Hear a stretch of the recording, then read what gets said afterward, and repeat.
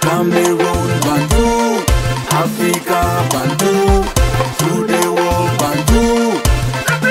Président de Melon, où Stade Rennais jouait contre Colombe de Dja et Lobo. Colombe qui est premier du championnat, il parle du classement provisoire. À la 10e minute, ceux qui étaient présents ont rapporté que à la 10e minute, il y a eu un péno. Vous le savez très bien aussi que la Fédération camerounaise de football a bel et bien sorti un communiqué dans ce sens pour expliquer ce qui s'est passé. Si vous voulez, je vais vous proposer la lecture de ce communiqué avant de vous expliquer une version de celui qui était au stade. Le communiqué de la Fédération camerounaise de football, le secrétaire général du Conseil transitoire de football professionnel, CTFP, informe le public des circonstances des incidents survenus ce jour lors de la rencontre de Stade Rennais de Melon, Colombe de Dja et Lobo, comptant pour la 20e journée du championnat professionnel MTN Elite One au stade municipal de Melon ainsi que suit.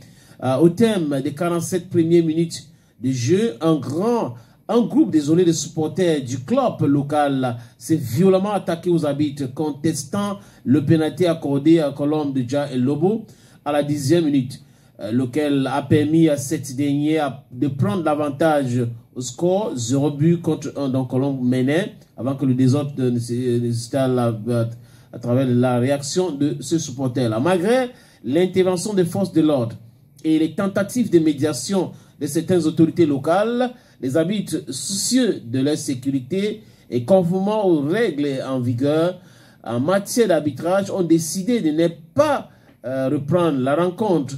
Ils ont finalement pu quitter les lieux sur forte escorte policière. Le CTFP déplore fermement ces ajustements regrettables contraires à l'éthique sportive et informe qu'il sera soumis à l'examen de la Commission fédérale de l'homologation et des disciplines pour les suites appropriées. Donc, voilà donc la sortie de la Fédération camerounaise de football, ce qui s'est passé à Melon. Mais ceux qui étaient sur le terrain aussi disent que le penalty a été bel et bien exécuté comme le CTFP a dit à la 10e minute. Mais il y a eu un problème. Que l'arbitre de touche est allé enlever une serviette qui appartenait au gardien de Stade Rennais de Melon. Et selon certains supporters, cette serviette, c'est le fétiche du gardien et que si on n'avait pas enlevé cette serviette, le gardien devrait stopper cette pénalty.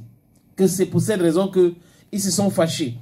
Et que les supporters là ont commencé à demander des explications aux arbitres. Pourquoi vous avez enlevé cette serviette? Pourquoi est-ce que vous avez enlevé cette serviette? Donc, c'est à partir d'une histoire de serviette que les gars se sont dit que il a enlevé peut-être parce qu'il était au courant. Il était au courant que si la serviette là était là, le gars a enlevé le péno. Il devait enlever le péno. C'est quoi? Notre serviette est là. Il a mis sa serviette. Hein? Cette serviette, on a travaillé ça. Est-ce qu'on a... Je ne sais pas. Est-ce que la Lamimbu a travaillé sur la serviette? Je ne peux pas vous expliquer. Mais si les gars réagissent comme ça, ça veut dire qu'il y a quelque chose qui ne va pas. Et l'arbitre de touche qui allait enlever la serviette, est-ce que ça dérangeait? Est-ce que... Je n'en sais rien. Mais de toutes les façons, la réaction des supporters de Stade Rennais de Melon n'est pas une réaction des gars qui sont animés par le fair play.